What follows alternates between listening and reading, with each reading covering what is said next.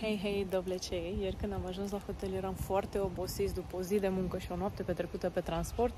De aceea, astăzi mi-am propus să fac un video cu hotelul. Hotelul se numește Monica Beach Resort și face parte din SBH Hotels and Resorts, care este alcătuit în jur de 5 hoteluri. Hotelul are foarte multe facilități și servicii, cum ar fi aceste terenuri de tenis, spa, masaj, evident contra cost, iar hotelul este all inclusiv. Vreau să mă duc și să vă arăt piscina și bufetul. Aceasta este intrarea în hotel.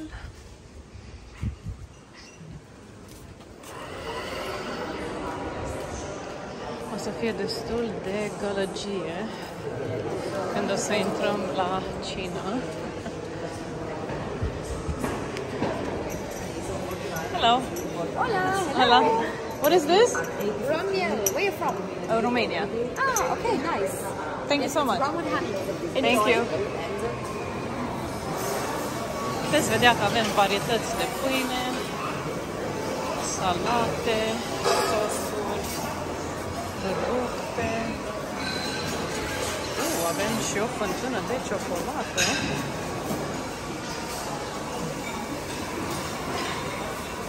Este foarte multă lume.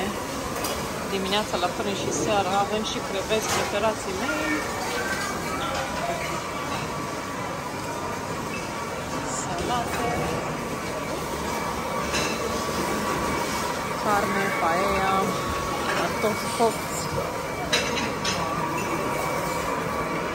Pește. Sincer, avem mâncăruri pentru toate gusturile.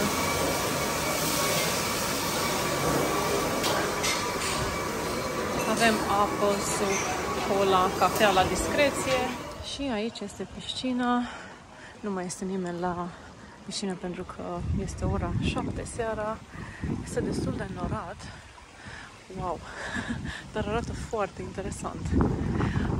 Chiar cum vedeți, acolo este un snack bar unde se mănâncă între ora 3 și 4, dacă nu mă înșel.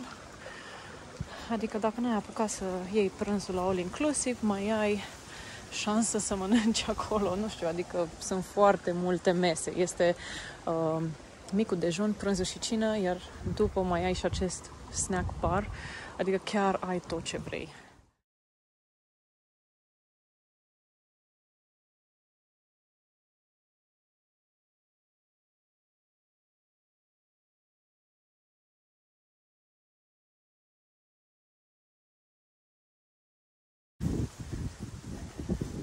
Marea nu este foarte departe de hotel. După cum vedeți, este aici în față.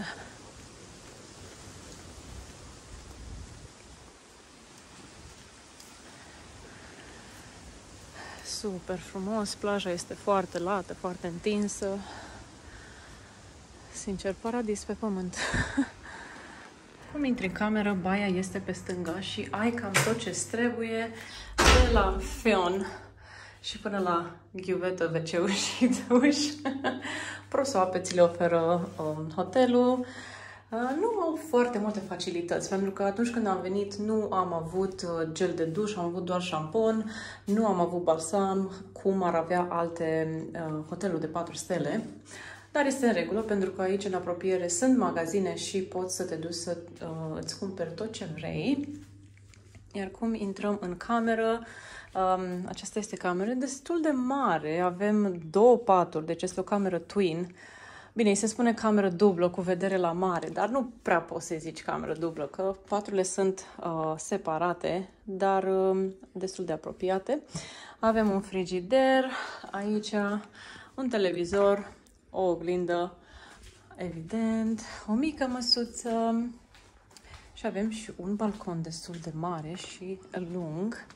Și asta este vederea la mare. Mai mult vezi, sincer să fiu, hotelul, dar este în regulă. Poți să vezi și marea totuși în îndepărtare.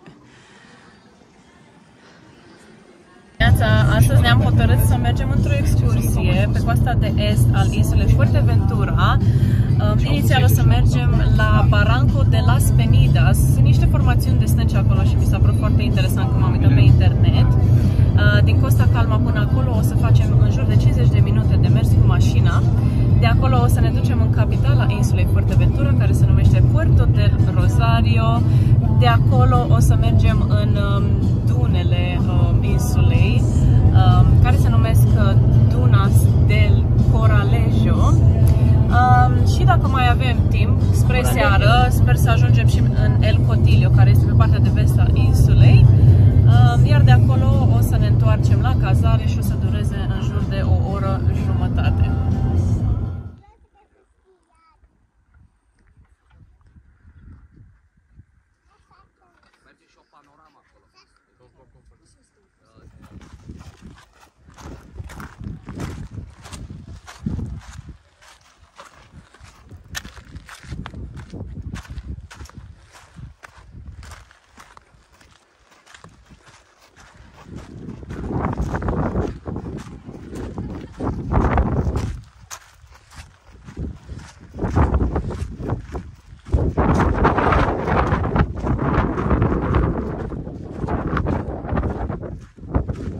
Terminat plimbarea din Branco de las Penidas, unde am fost și am vizitat și Arcos de las Penidas. Este senzațional, foarte frumos. Îmi pare foarte bine că am ajuns acolo, pentru că a fost foarte greu drumul, foarte anevoios. A durat în jur de o oră până am găsit, pentru că a fost destul de greu de găsit acel arc. Dar am terminat, am făcut poze, a fost foarte, foarte frumos. Iar acum am ajuns în acest bar și pot spune și restaurant, că se servește și mâncare aici. Mă simt ca și cum suntem în Bali undeva, este foarte frumos. Hola! Super! Sincer, chiar aveam nevoie de o apă rece și de ceva de mâncat, pentru că acea plimbare ne-a făcut foame. De bine arată salata asta, Doamne, atât de fresh. Alin și-a luat niște pește și tu ți-ai luat niște creveți. Mamă, cât de mari sunt creveții ăștia! Wow! Na, poftă bună! Am ajuns în Puerto del Rosario și este foarte cald afară. Am lăsat mașina undeva în apropiere, dar pentru că este atât de cald, va trebui să luăm mașina și să ne ducem la o plajă din apropiere, să ne răcorim. Totuși, la ora asta este ora 4, este extraordinar de cald. Și am fost la un restaurant mai înainte și ospătarul ne-a spus că bine că nu ați venit săptămâna trecută, pentru că era foarte, foarte cald afară. Mulțumesc! Câte grade sunt în această mașină? În mașină afară sunt 37, în mașină sunt 40. Cu siguranță. Aoleu! Foarte cald. Căldură mare, monșe. Aiutame? Aiutame. Aiutame. Ieri am spus că o să mergem la Dune și în El Cotillo, dar nu am mai apucat, pentru că toată plimbarea de el a durat foarte mult. Dar astăzi am venit la răsărit. De când nu ne-am mai trezit noi la răsărit, nici nu mai mi-aduc aminte. Când e ultima dată când te-ai trezit? Nu mai mi-aduc aminte. Cred că acum ani de zile. Suntem în Puerto del Rosario. Și de aici o să mergem către Dune, să facem câteva poze mișto. Da, o să fie super. E foarte friguț la ora aceasta, este 7:30 dimineața, încă nu avem răsăritul pe cer, pentru că aici răsare soarele la ora 7:40 în luna septembrie.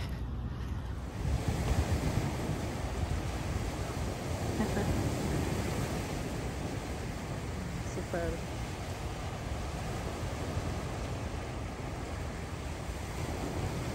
În cadrul hotelului avem două restaurante. Acesta este all inclusive, unde se servește mic dejun, prânz și cină. Iar restaurantul la care mergem noi în seara asta este un restaurant cu specific asiatic. Este prima oară când mâncăm aici și sunt curioasă să văd cum este. Este și el tot all inclusiv, nu trebuie să plătim nimic. Hai să vedem.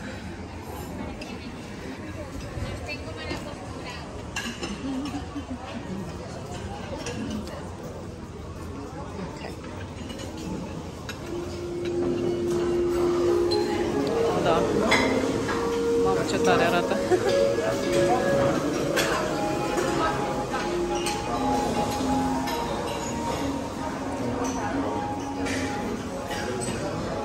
Avem deserturi, fructe.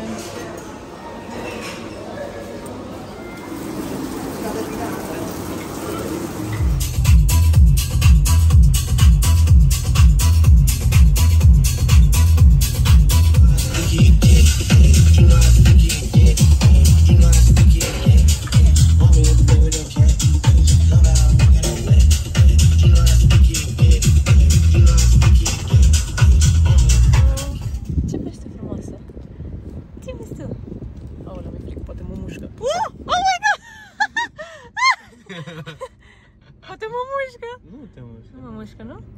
Poate vrea ceva mâncare. Ce drăguț! Ajuns în cel mai sudic punct al insulei Fuerteventura, care se numește Faro, Punta di Jandia. Este un far aici în apropierea care a fost mai devreme, foarte frumos. Am venit să mâncăm lunch-ul pentru că este ora 2:30. Înăuntru este Alin cu fratele meu, Laurențiu, și o să-mi iau o porție de creveți care costă 12 euro.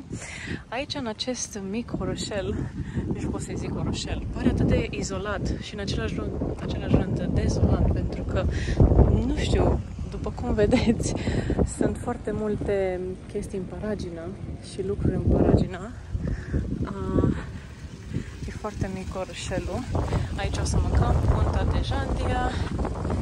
Se numește exact ca și farul. Este foarte interesant, dar foarte, nu știu, parcă mă simt ca în Mexic. Foarte interesant. Am luat o porție de caracatiță și creveți cu usturoi. Mamă, cât de bine arată și cum sfârâie. Uitați-vă ce bine arată. Poftă bună. Ia, spune-mi, te rog, cum este? Bun apetito. Încă nu pot să gust, să frige. E prea fierbinte, nu? Da, mijoasă. Dar ai gustat din caracatiță, nu? Și e foarte bună. E foarte bun. No, e autentic spaniol. Opa. Bravo! I got excited. Da. Sunt curioasă cât o să vină nota, dar o să vă spunem la final. Pe 2 porții de caracatiță, 3 porții de creveți, o porție de cartofi, 2 ape mari, o bere, am dat 85 de euro. Da. Nu știu, sunt curioasă să-mi spuneți voi în comentarii dacă vi se pare mult sau puțin. Cel orășel micuț, am luat noi prânzul, ne-am întors înapoi la far pentru că am văzut niște valuri imense, mult mai mari decât au fost înainte și Laurențiu, fratele meu, aleargă către valuri, abia așteaptă să facă câteva poze. Da, nu știu, e incredibil, n-am mai văzut valuri așa de mari. Ce faci, copii? And I will always... Da, super, super. Am ajuns în Morojable, iar această stațiune se află undeva la 20 de minute de mers cu mașina față de Costa Calma, unde suntem noi cazați. Cât de frumoasă și clară este această apă cristalină, iar nisipul este super fin și de o culoare aurie. Ce îmi place foarte mult la Fuerteventura este că au plaje foarte lungi, de kilometri întregi și destul de late. Marea majoritate nu sunt amenajate, iar oamenii preferă să vină cu umbrela și cu scaunul să se ferească de soare și să se bucure de mare. Super! Foarte frumos! Wow!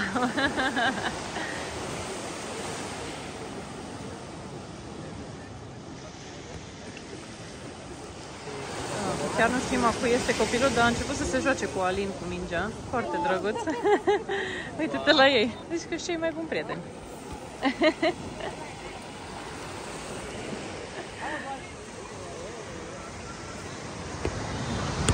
Woo! Ok, let me try. There you go. De menționat este că sistemul de autostrăzi din Fuerteventura este unul foarte bun, nici măcar nu se compară cu cel din România.